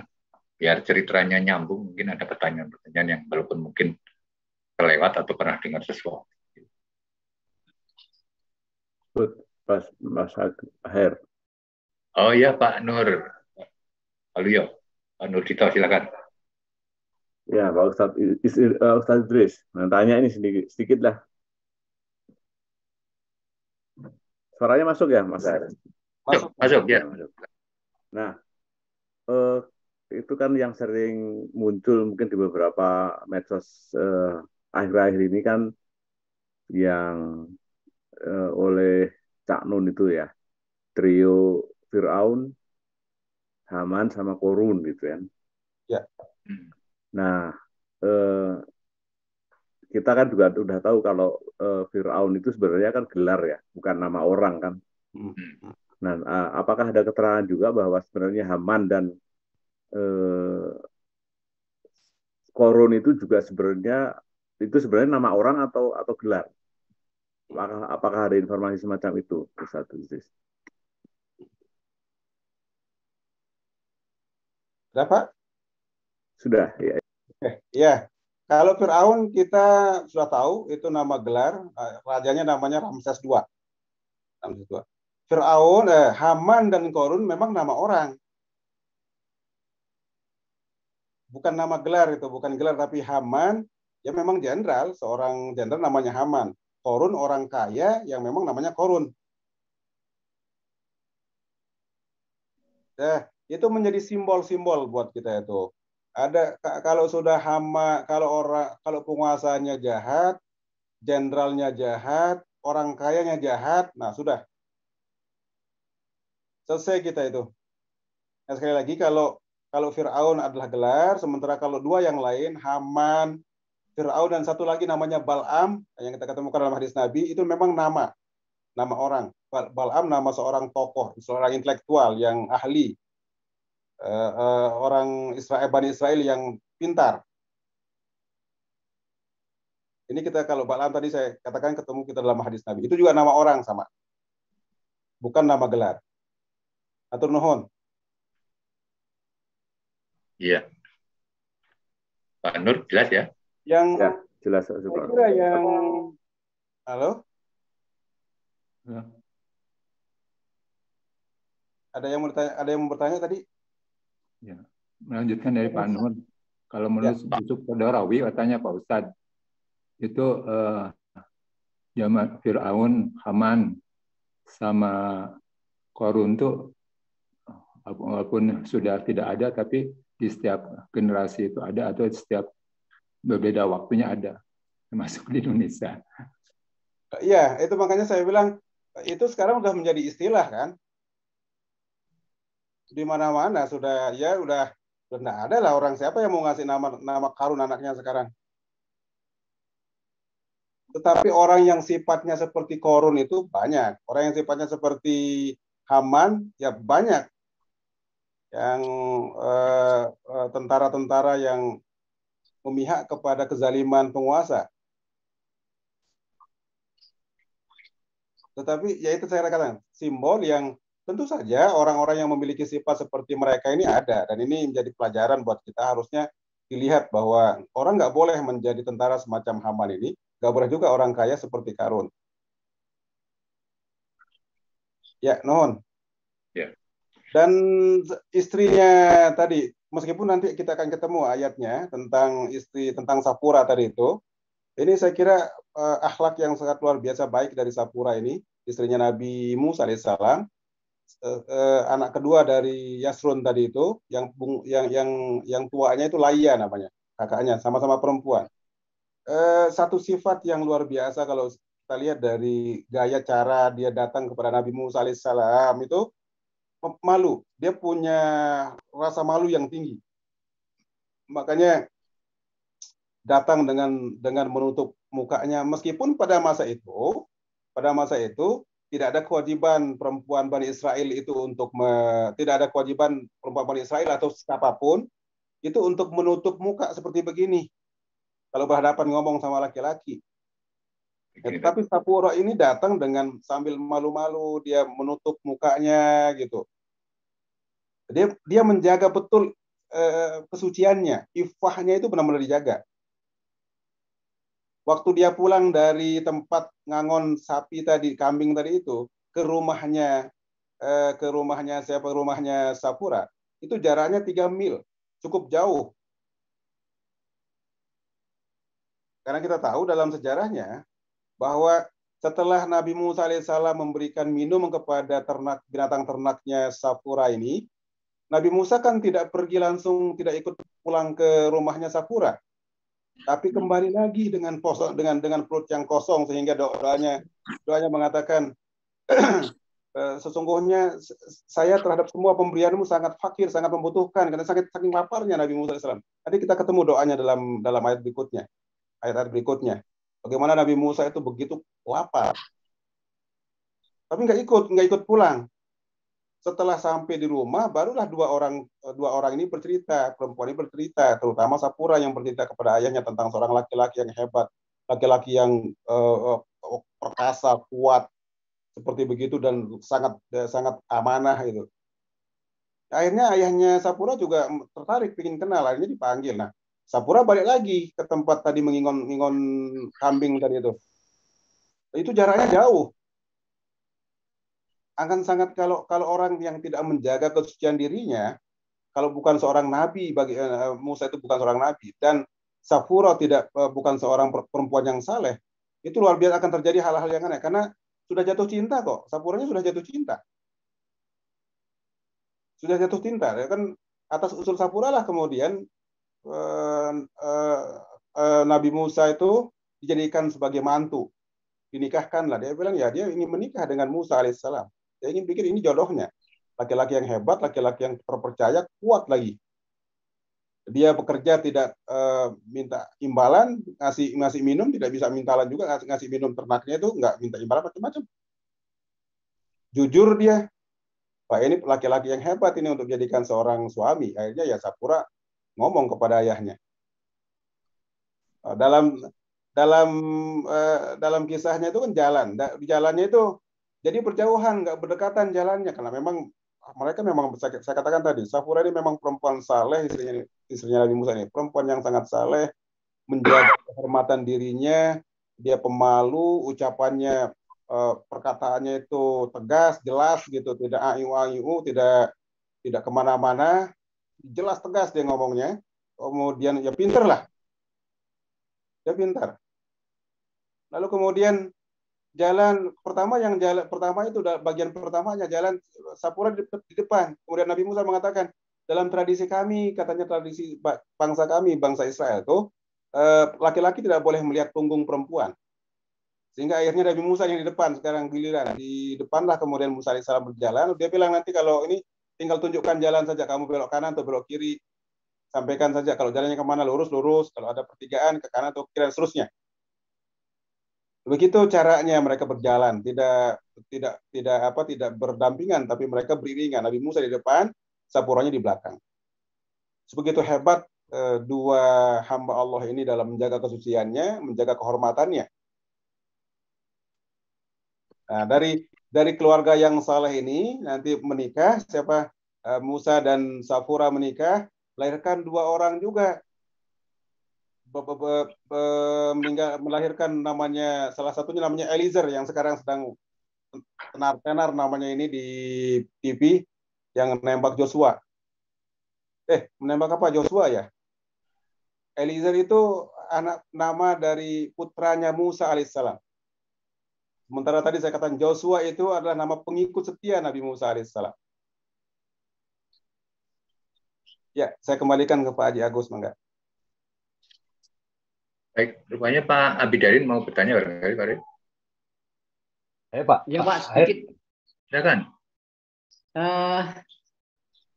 Kalau nggak tahu apa benar Nabi Musa itu diberi keistimewaan oleh Allah untuk meminta di mana beliau wafat itu Pak. Pertama itu. Kedua, kalau apa kebersamaan Nabi Musa dengan saudaranya Harun itu apakah selalu bersama atau ada jeda waktunya? Waktunya berapa lama bersama-sama kemudian berpisah? Gitu, Pak. Kemudian yang lain adalah katanya Nabi Musa juga sering berselisih pendapat baik dengan Nabi Khidir maupun dengan Nabi Harun alaihissalam. Gitu, Pak. Terima kasih, Pak Ustadz. Assalamualaikum. Waalaikumsalam. Nuhun. Satu, wallahu a'lam. Pertanyaan pertama, apakah Nabi Musa termasuk orang yang diberikan hak untuk memilih tempat meninggal gitu ya? Tapi kalau dalam sejarah Nabi Musa itu meninggalnya di tempat semacam di tempat prasingan lah, di tempat Sinai gitu, di Gurun Sinai meninggalnya. Setelah 40 tahun terus di situ tinggal di tempat yang sangat tandus. Kalau Al-Quran surah Al-Baqarah menyebutnya sampai orang-orang Bani Israel bilang, kami sudah nggak enak lah katanya makan dengan yang gini-gini saja, minta makanan yang tambahan macam-macam, mintalah diturunkan A, B, C, D dan seterusnya. Tapi kemudian dia daripada kan disuruh balik, kalau gitu balik Mesir katanya, berani nggak balik Mesir kan gitu. Nggak bisa balik Mesir, sudah susah balik ke Mesir tuh. Di belakangnya ada Laut Merah. Ya, jadi meninggalnya memang di Sinai. Wallahu a'lam, apakah memang itu pilihannya Nabi Musa atau bukan meninggal di Sinai itu. Wallahu a'lam bishawab. Yang kedua, masalah Nabi Harun. Harun ya. Ya, ketika Nabi Musa alaihissalam itu keluar dari rumahnya siapa? Dari rumah mertuanya. Ketika Nabi Musa keluar bersama istrinya Zepora kalau dalam bahasa Ibrani, pergi mau balik lagi ke Mesir tadinya. Mau balik lagi ke Mesir, mau pergi meninggalkan Mesir. Di tengah-tengah di gunung di Herop itu ada firman Allah. Langsung Allah dia melihat cahaya itu api dan sebagainya. Lalu kemudian ternyata itu firman Allah yang turun kepadanya, lalu kemudian dibilang kamu harus balik lagi ke Mesir, mengajak orang-orang untuk percaya kepada Tuhan yang satu. Nabi Musa alaihissalam minta kepada Allah, ini rekomendasi, Nabi Harun itu mendapatkan gelar kenabian dari Allah itu karena rekomendasi Nabi Musa alaihissalam. Sadar betul bahwa Nabi Musa itu secara komunikasi tidak bagus. Kurang terlatih gitu karena lidahnya sedikit kurang cakap ngomongnya. Peristiwanya macam-macam dulu, karena pernah ada bara lah disuruh, kalau dulu dalam cerita kisah kita waktu kita kecil tuh, Nabi Musa dites waktu masih kecil, apakah mau mengambil makanan atau ngambil bara api gitu kan begitu. Ternyata diambil bara api. Itu kita sering dengar kisah itu, sehingga itu melukai lidahnya dan sebagainya lah. Terlepas dari itu semua, memang Nabi Musa tidak cakap dalam berbicara, kurang komunikatif lah kira-kira seperti itu. Sementara Nabi Harun alaihissalam sangat komunikatif, pintar dalam berbicaranya. Maka Musa meminta kepada Allah agar Harun juga dijadikan sebagai teman dakwahnya, duet dakwahnya.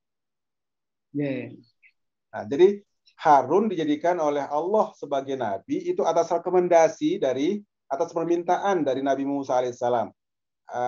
Supaya apa? Supaya Harun dapat membersamai atau menemani Musa dalam berdakwah.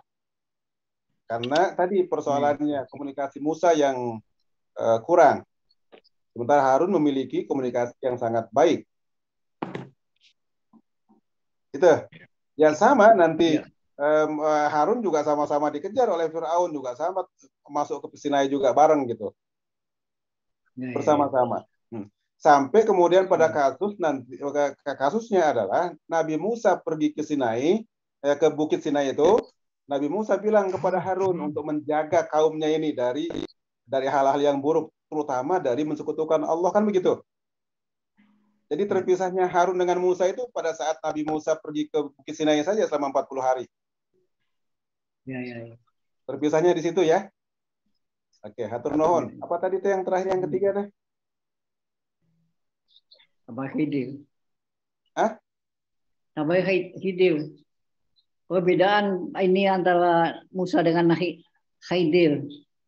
Perbedaan antara Nabi Musa dengan Khidir. Dari aspek cara pandang.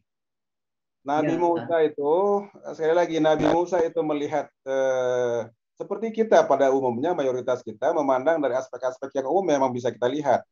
Tentu saja Nabi Musa, siapapun juga, termasuk saya, termasuk Bapak, kalau melihat seseorang melakukan suatu tindakan yang secara kasat mata itu bertentangan dengan hukum, kita akan protes. Sekarang Nabi Musa melihat tiba-tiba Nabi Khidir itu membunuh bayi, tiba-tiba dibunuh aja bayinya. Tapi pasti Nabi Musa akan protes tuh, bertanya. Sama juga saya, Bapak, Ibu semuanya, kalau melihat satu orang melakukan tindakan yang tidak bertentangan atau yang bertentangan dengan hukum, pasti akan diprotes. Memang naluri manusia yang soleh itu pasti tidak suka melihat sebuah keburukan di depan dia. Dia akan protes gitu. Itu yang terjadi pada Nabi Musa. Sementara Nabi Khidir alaihissalam yang diberikan ilmu yang berbeda oleh Allah Subhanahu wa taala memiliki cara pandang yang berbeda. Dia melihat dari aspek yang lain. Nah, Nabi Khidir ternyata melihat masa depan bahwa ini anak ini kalau dibiarkan hidup, dia akan menjadi musuh buat orang tuanya, dia akan mengkhianati orang tuanya. Begitu juga dengan tindakan Nabi Khidir yang lain yang dianggap oleh Nabi Musa bertentangan dengan logika hukum. Gimana orang kok tiba-tiba perahu orang dipecahin gitu, ditenggelamin. Terus pergi. Itu kan suatu hal yang menurut logika hukum atau itu nggak benar, udah nggak jelas-jelas nggak benar gitu. Jadi cara pandangnya yang berbeda ya. Terima kasih, nuhun. Tadi Pak Nur Salim kayaknya mau bertanya, disilakan Pak Nur. Minggu depan aja. Sudah jawab. Ya. Boleh tanya tambah Pak? Boleh satu? Boleh Bu Oji. Ya, terima kasih Pak. Saya mau tahu Pak, mukjizat yang diterima oleh Nabi Musa itu apa saja? Ada berapa? Terima kasih Pak. Assalamualaikum. Yang populer mukjizat Nabi Musa itu keluar dari tangannya itu warna cahaya putih. Kemudian kedua, tongkatnya berubah menjadi ular. Ketiga, membelah lautan.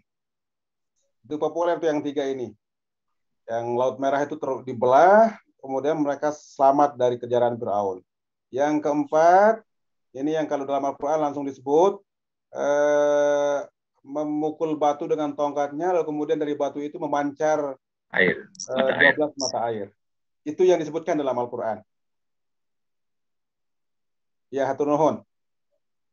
Ya, terima kasih Pak Ustadz. Sama-sama. Pak Ustadz, punten mau tanya Pak Ustadz.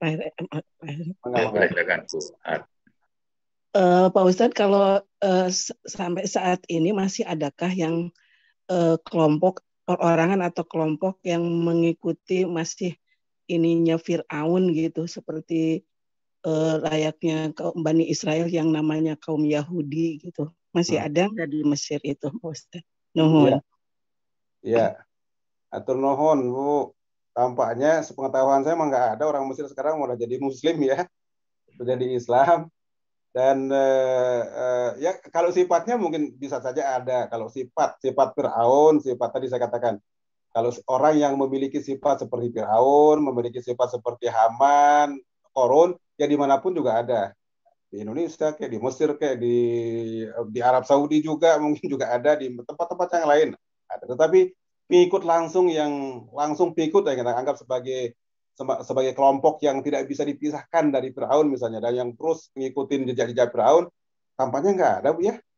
Sepengetahuan saya mah di Mesir itu sendiri sudah berubah, sudah semenjak Islam masuk ke sana sudah berubah betul. Iya, nuhun Pak Ustadz. Nuhun sama-sama. Ya Pak Ustadz, waktu juga yang membatasi kita karena sekarang jam 22 lewat sekian menit, ada 4 menit Pak Ustadz, mungkin waktunya kita tutup, nanti insya Allah di lain waktu akan kita lanjutkan Pak Ustadz ya. Kayaknya seri Sirah Nabawiyah untuk Nabi Musa ini panjang mungkin saja. Ya. Ini surat Al-Qasasnya aja belum selesai malah Nabi Musa itu ya. Panjang, jadi insya Allah Bapak Ibu semuanya, jamaah rahimakumullah, malam ini kita cukup sampai saat ini, dan insya Allah kita akan ketemu pada pekan depan mudah-mudahan lanjutan dari ayat ini. Baru sehari ini, malam ini kita baca sampai ayat 10 insya Allah, setelah dan seterusnya, dan nanti akan kita lihat beberapa ayat yang lain yang berkenaan dengan Nabi Musa alaihissalam juga. Mudah-mudahan ada manfaatnya buat saya pribadi dan juga buat Bapak Ibu semuanya. Allah memudahkan sekali lagi kita beramal saleh. Kita berdoa kepada Allah agar Allah memudahkan kita untuk melakukan amal saleh dan meninggalkan larangan-larangannya. Allahumma inna nas'aluka ilman nafi'a wa rizqan thayyiba wa amalan mutaqabbal. Ya Allah, kami mohon kepadamu ilmu yang bermanfaat, rezeki yang baik, dan amal yang diterima, yang engkau terima. Amin. Kita tutup dengan baca hamdalah bersama-sama. Alhamdulillahirabbil alamin. Asyhadu an la ilaha illa anta astaghfiruka wa atubu ilaik. Waalaikumsalam warahmatullahi wabarakatuh. Waalaikumsalam.